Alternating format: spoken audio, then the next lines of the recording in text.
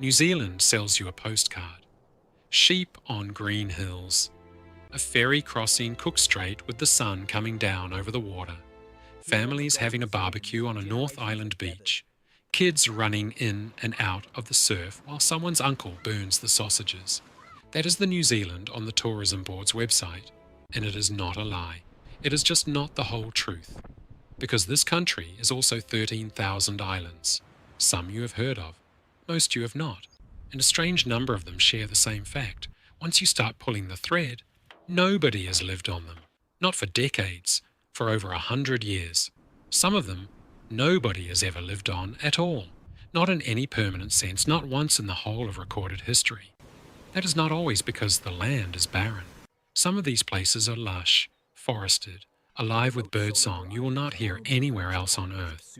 People simply stopped going, or were never able to stay, or left one specific year for a reason that is still written into the historical record, and never came back. Some sit close enough to Auckland or Wellington to see from a beach on a clear day. Others are so remote that reaching them means days at sea through some of the roughest water on the planet. What they share is not distance, it is silence. Today, 12 of them. From a volcano in Auckland's harbour to a windswept rock closer to Antarctica than to Wellington. Go on, subscribe, and I'll tell you the whole story. Number 12.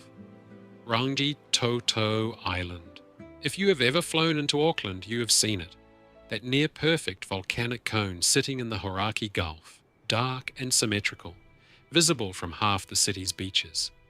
Rangitoto is the youngest and largest of Auckland's 50-something volcanoes, and it is also, in the strictest sense, a place where nobody has ever permanently lived.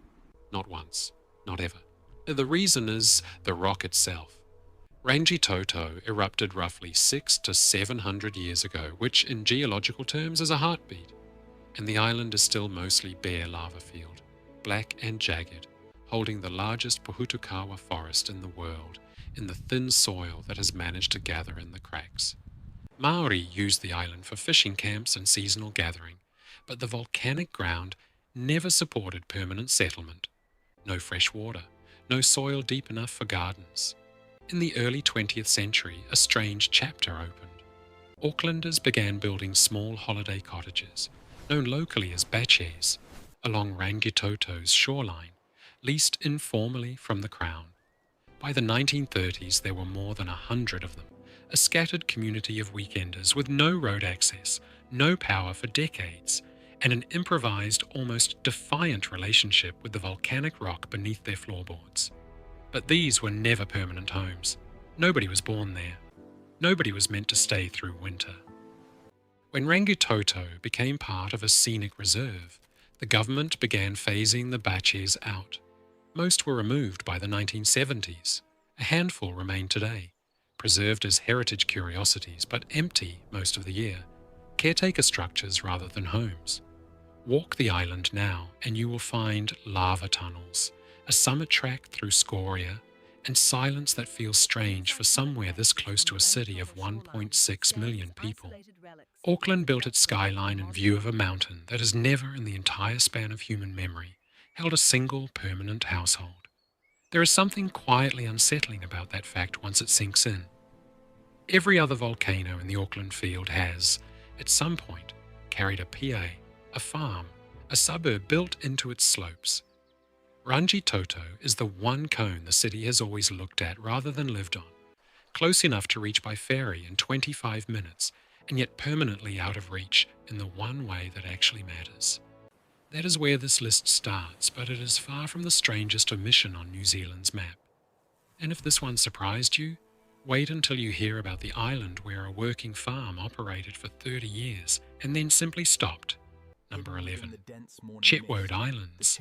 Tucked into the outer reaches of the Marlborough Sounds, at the northern tip of the South Island, the Chetwode Islands are two forested lumps of land most New Zealanders could not point to on a map. Nedia and Chetwode, sometimes called Ngawakawiri and Ngamutu Aronui in older records, sit in waters used for centuries by local iwi for fishing and seasonal food gathering, but the islands themselves carry no record of continuous permanent settlement in the modern era. The official position as far as the Department of Conservation is concerned is straightforward. The Chetwodes are a scenic and scientific reserve, managed for their population of native bird and reptile species, largely free of the introduced predators that have devastated wildlife on the nearby mainland. And yet the islands sit in a part of the country soaked in early contact history. Captain Cook's Endeavour passed through these waters. Whaling stations dotted the wider sounds through the 19th century. Somehow the Chetwodes themselves stayed apart from all of it. There is a detail in the historical record worth sitting with. When European surveyors first mapped this stretch of the Sounds in the 1800s, the islands were already noted as unoccupied, used only in passing. Whatever permanent occupation may have existed generations earlier had already ended by the time written records began, and nothing since has restarted it. Today, the Chetwodes function as one of the Marlborough Sounds' more successful predator-free zones, home to species like the South Island saddleback that cannot survive on the rat-infested mainland a few kilometres away. Whether the absence of permanent habitation here is accident of geography, deliberate choice by the people who once used these waters, or simply a story that has not survived into the written record, is a question nobody has fully answered. The islands remain quiet, green, and largely unvisited, except by researchers with a permit and a very good reason to be there. Boats pass close to the Chetwodes constantly, part of one of the busiest recreational waterways in the South Island, and most of the people on them have no idea they are looking at one of the more successful predator-free experiments in the entire region. Number 10, Solander Islands, known in Maori as Hautere. Out in the middle of Chetwode Strait, the turbulent stretch of water between the South Island and Stewart Island, two volcanic remnants rise out of some of the roughest seas in the country. The Solander Islands are the eroded core of an extinct volcano, steep-sided, almost entirely without safe anchorage, and for centuries they served one very specific purpose: mutton birding. Each autumn, Rakiura Maori would travel out to islands across the strait to harvest tatat, the sooty shearwater chicks that nest here in extraordinary numbers, a practice that continues today on other islands under long recognised customary rites. But the Solanders themselves were never a base for permanent settlement. The seas are too dangerous, the cliffs too sheer, and unlike some of the smaller mutton bird islands closer to Stewart Island, no seasonal huts or long-term camps were ever established here, in the way historical records describe elsewhere. What makes the Solanders different from almost every other item on this list is that the absence of settlement is not really a story of abandonment at all. Nobody left. The islands were simply never suited to staying. Sealers passed through in the early 1800s, taking what they could from the fur seal colonies, before the population collapsed under the pressure. Since then, the Solanders have functioned as one of the country's strictest nature reserves, landing permitted only for approved scientific work, protecting seabird colonies found almost nowhere else in New Zealand waters. There is something almost humbling about a place that has simply always resisted people. Every other island on this list has some story of arrival, occupation, and departure. The Solanders never had the first part. Whatever the sea decided about these two peaks, it decided a very long time ago, and it has not changed its mind since. Before we go further, subscribe to show that these videos actually help and that they make sense. It costs nothing, and it tells me the work is landing the way it is meant to. Number 9, Chetwode Island. Deep in Fiordland, sealed inside Doubtful Sound and Thompson Sound on the South Island's remote southwest coast. Chetwode Island is one of the largest islands in New Zealand that has never, in the entire written record, held a permanent human population. It rises steeply out of some of the deepest, darkest fjords in the country, nearly 8,000 hectares of near vertical native forest, and the terrain alone explains most of the silence. Cliffs drop straight into the water. There is barely a flat hectare anywhere on the island. What makes Chetwode Island significant is not what happened there, but what has been kept out of it. Because it was never settled and never farmed, it retained something almost unheard of on mainland New Zealand. Forest untouched by introduced deer and following a major Department of Conservation operation completed in the 2010s, entirely free of stoats, one of the most destructive predators ever introduced to this country. Secretary Island now functions as a mainland-scale sanctuary for species that cannot survive almost anywhere else, including takahe, a bird once thought extinct. The official position is that Secretary Island's value lies entirely in its emptiness, and yet there is a quieter irony sitting underneath that. This is a landscape that never had the chance to fail as a settlement, the way so many other places on this list did. It was simply too steep, too wet, too far from anything for anyone to seriously try. In a country that spent a century and a half clearing forest for farms, Secretary Island survived by being unwanted. Whether that makes it lucky or simply irrelevant to the people who built this country's roads and towns is a question that depends very much on who you ask. Either way, it remains one of the last true wildernesses of its kind left standing, protected today precisely because nobody could ever find a reason to stay. The stoat eradication program there took years of trapping across genuinely brutal terrain, cliffs and gorges that turn a normal day's fieldwork into a technical climb. Nobody involved pretends it was glamorous. Number 8, Campbell Island, 600 kilometres south of Bluff, deep in the Southern Ocean. Campbell Island is closer to Antarctica than it is to most of New Zealand. It is treeless, windswept, and battered by some of the strongest and most consistent winds recorded anywhere on the planet. And for a strange 30-year stretch in the 20th century, people tried to farm sheep there.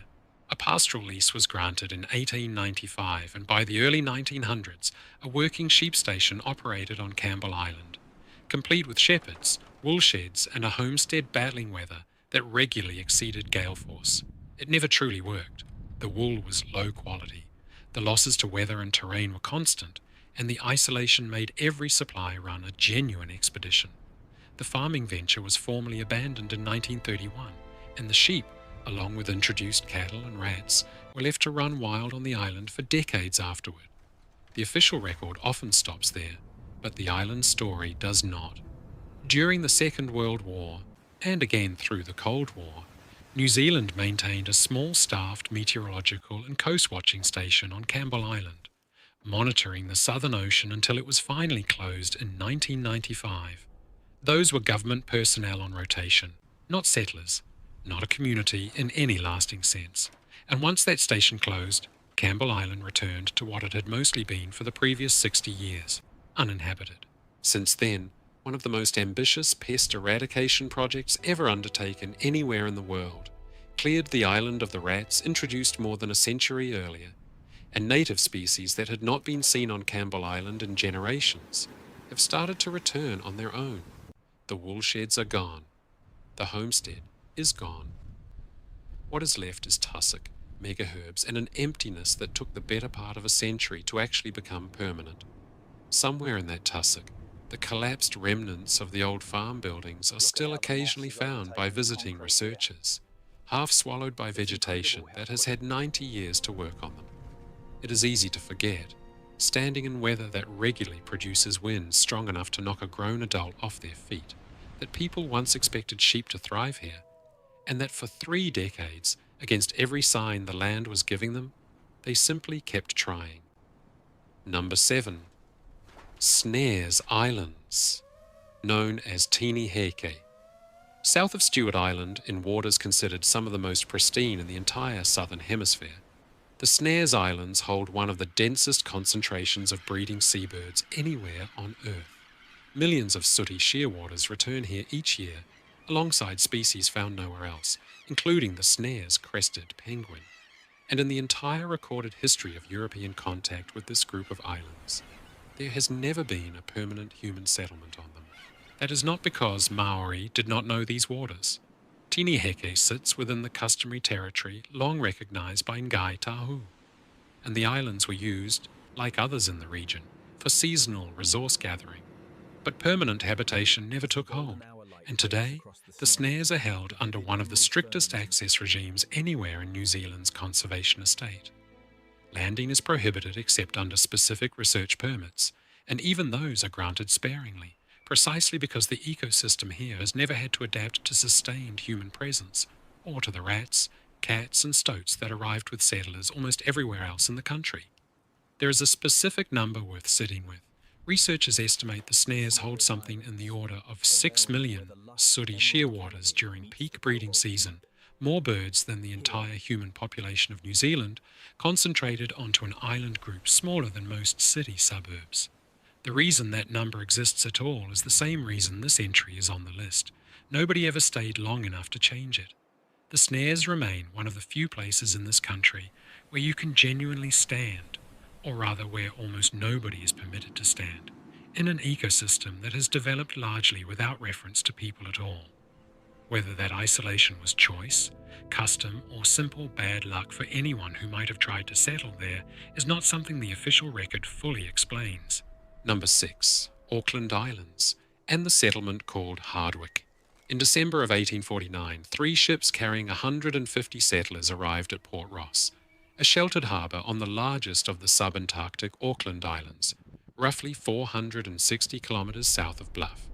They came at the direction of Charles Enderby, a London whaling director who had convinced the British government to back an independent colony, built around whaling and farming, in some of the wildest, wettest, most exposed waters in the Southern Ocean. They named the settlement Hardwicke. 18 prefabricated buildings went up, including a chapel.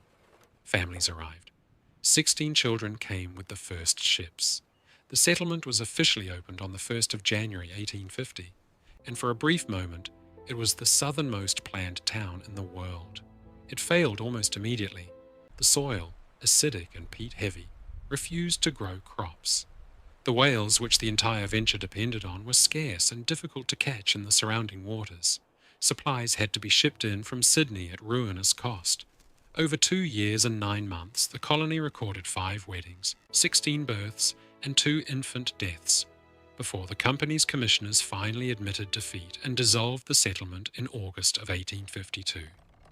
The buildings were dismantled, the timber auctioned off in Sydney, and Hardwicke, New Zealand's southernmost planned settlement, ceased to exist after less than 3 years. A small Maori and Moriori community, originally from the Chatham Islands and already living at Port Ross when the settlers arrived, remained a little longer before also leaving, most relocating to Stewart Island by 1854. Since then, the Auckland Islands have never held a permanent civilian population. What remains at Erebus Cove today is a small cemetery containing 6 graves, faint impressions in the regenerating rata forest where roads once ran, and scattered bricks, corroded and half-buried, that once held together chimneys in a town nobody visits anymore. The Southern Ocean does not advertise its failures. It just lets the forest grow back over them. Visitors who make the journey today, usually aboard expedition ships heading further south, describe a strange stillness at Erebus Cove that has nothing to do with silence in the literal sense. The rata forest is loud with birdsong. Sea lions bark from the beach. The wind never really stops. What is missing is any trace that a town of 30 or more buildings once stood there at all. Number 5.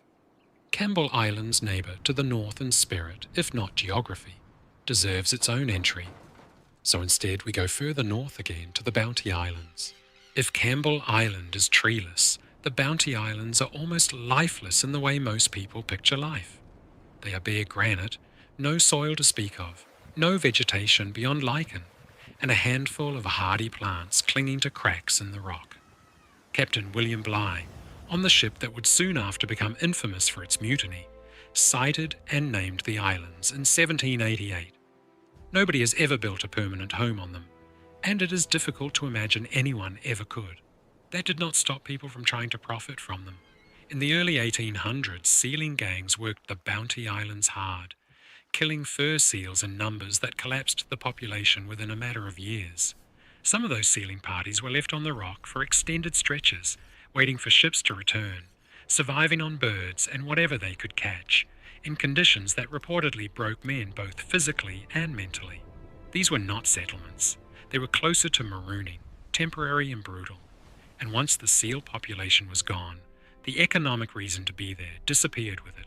Today, the Bounty Islands hold one of the largest seabird colonies on Earth relative to their tiny size, including nearly the entire global population of the Bounty Island shag, a species found nowhere else. Access requires a permit that is rarely granted. There is no fresh water. There has never been a crop grown, a house built to last, or a child born on this rock in the whole of recorded history. What the Bounty Islands prove is that not every empty place on this list has a story of departure. Some places were never claimed at all, not because nobody wanted to, but because the land itself made the question irrelevant from the very beginning. Sailors who have visited describe the smell of guano and salt long before the islands come into view, and a noise from the seabird colonies loud enough to carry over engine and wind together. The Bounty Islands were not tamed and then left. They simply never yielded in the first place. Number 4. Antipodes Islands. Named for sitting almost exactly opposite London on the globe, the Antipodes Islands are volcanic, cold, and violently exposed to the Southern Ocean's weather systems. Like the Bounties and the Snares, they have never supported a permanent settlement. But the Antipodes hold a specific and rarely told story that separates them from the rest of this list, one written directly into New Zealand's maritime disaster record. Through the 19th century, the seas around the subantarctic islands claimed a series of shipwrecks. The General Grant in 1866 and the Dundonald in 1907 among the most notorious, leaving survivors stranded for months on islands with no permanent inhabitants and no reliable way to signal for rescue. In response, the New Zealand government began building castaway depots on several of these remote islands in the late 1800s, small huts stocked with basic supplies, intended purely to keep shipwrecked sailors alive until a passing vessel noticed them. A depot was established on the Antipodes Islands as part of this network. Nobody staffed these huts. Nobody lived there in any conventional sense. They existed purely as an admission, quietly built into government policy, that this stretch of ocean regularly killed people, and that the nearest permanent human presence was simply too far away to help in time. The depots were restocked periodically by government ships for decades, a strange, sparse safety net strung across some of the most dangerous water in the southern hemisphere. Today, the Antipodes Islands are a nature reserve, home to species found nowhere else, including the Antipodean albatross, now listed as nationally critical due to long-line fishing losses at sea. The old depot sites are long gone, but the reason they existed at all says something the tourist board will never put on a brochure. This was, and remains, a place people were never meant to live. It was only ever a place people were sometimes forced to survive. Number 3. Resolution Island. In the far southwest of Fiordland, Resolution Island is New Zealand's 7th largest island, roughly 80 square miles of near vertical mountain forest, dropping straight into Dusky Sound. In 1891, it became something the world had never officially attempted before. The first designated island bird sanctuary on Earth. The man behind it was Richard Henry, an Irish-born conservationist who had spent years watching native birds vanish from the mainland, as introduced stoats, ferrets and weasels tore through populations that had evolved with no mammalian predators at all. Appointed caretaker in 1894, Henry spent the next 14 years rowing back and forth from the mainland, transferring well over 700 kakapo and kiwi to what he believed was a safe, predator-free refuge. It should have worked. For 6 years it did. Then, in August of 1900, Henry recorded seeing what he first assumed was a weasel on Resolution Island. He spent months trying to convince himself he was wrong, transferring birds to smaller surrounding islands out of quiet, growing dread. He was not wrong. Stoats had reached Resolution Island, most likely by swimming from the mainland across a channel nobody had believed they could cross.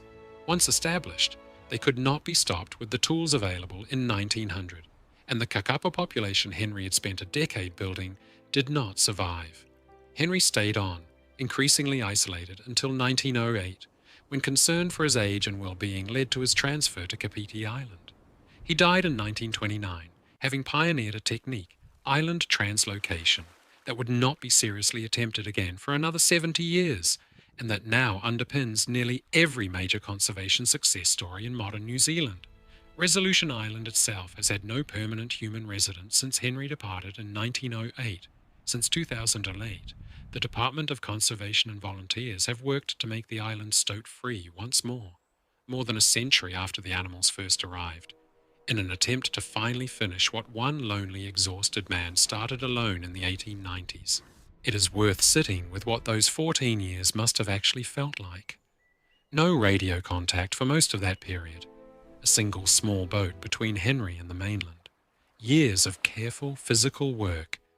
Hundreds of birds carried one and two at a time across cold water, undone in the space of a single sighting he initially refused to believe. Henry's own journals from those final years describe a man who kept working long after he understood, on some level, that the fight was already lost. The house site where he lived out most of that decade and a half still stands on Pigeon Island, inside Dusky Sound, registered today as a place of national historic significance. If that story unsettles you a little, wait until we get to the islands where the people did not leave because of an animal. They left because of each other. Number 2. 3 Kings Islands known in Maori as Manawatāwhi. 55 kilometres northwest of Cape Ringa, at the exact point where the Tasman Sea meets the South Pacific.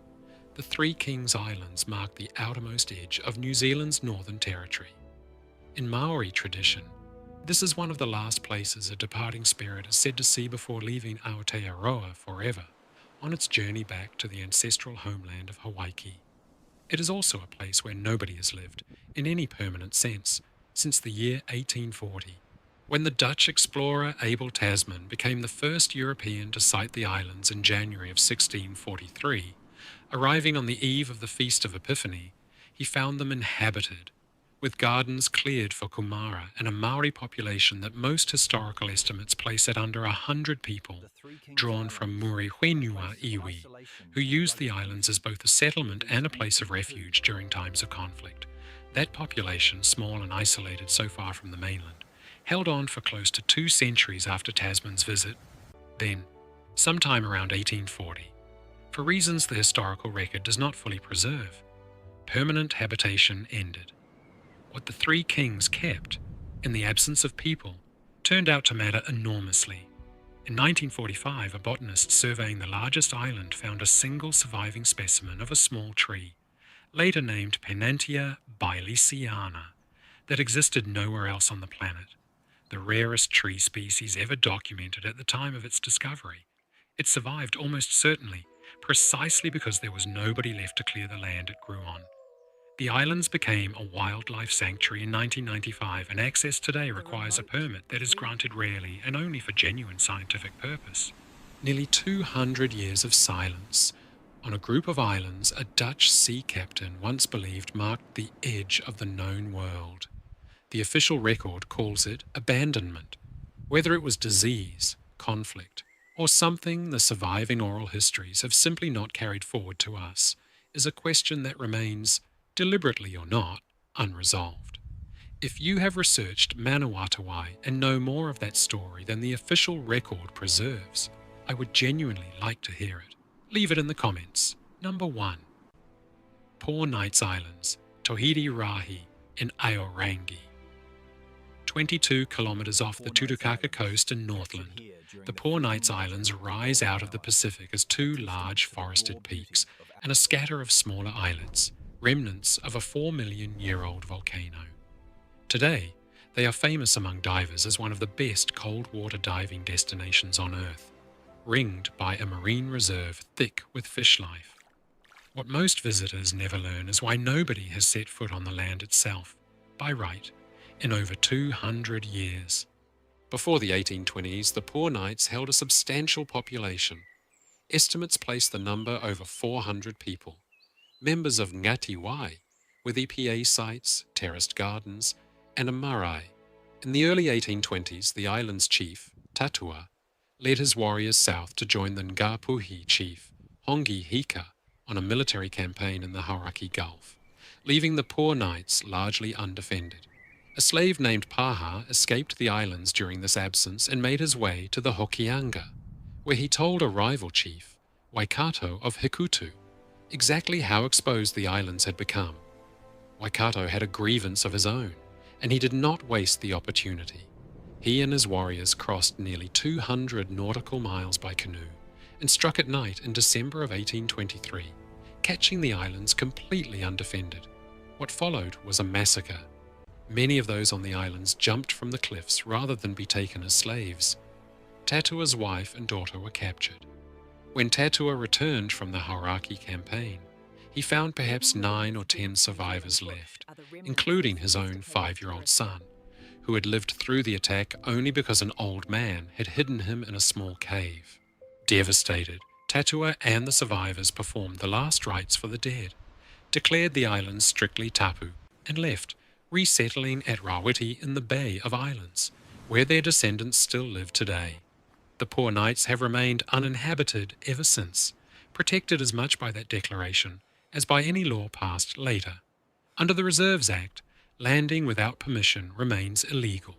In 2025, members of Ngāti publicly reasserted that authority over the islands, landing in defiance of a proposed change to marine protection law, a direct, living reminder that this is not an abandoned place in any passive sense.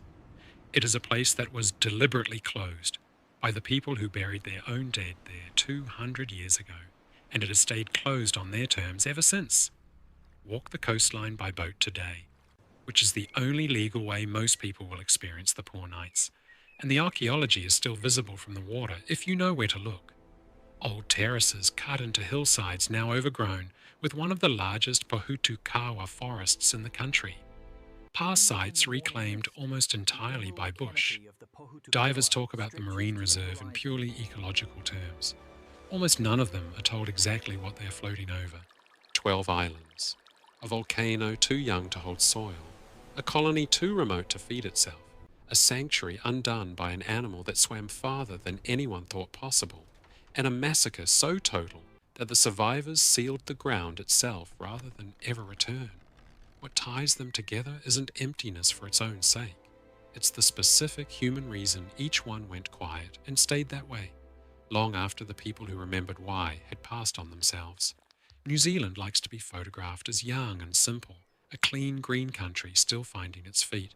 These 12 islands tell you something closer to the truth, that this country's edges are old and complicated and carry more grief and more failed ambition per square kilometre than the brochures will ever admit. The land does not forget who left or why. It just waits, mostly in silence, for someone willing to ask. I've spent a fair chunk of my life chasing stories like these, and what stays with me is not the isolation itself, but how many different reasons there were for it. A volcano too young to hold soil, a colony too proud to admit it had failed, a predator that swam farther than anyone believed possible, a grief so total the survivors sealed the ground behind them.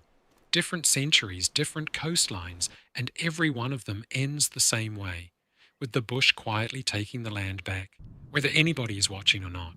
I am a grandpa, and grandpas worry. Look after yourself.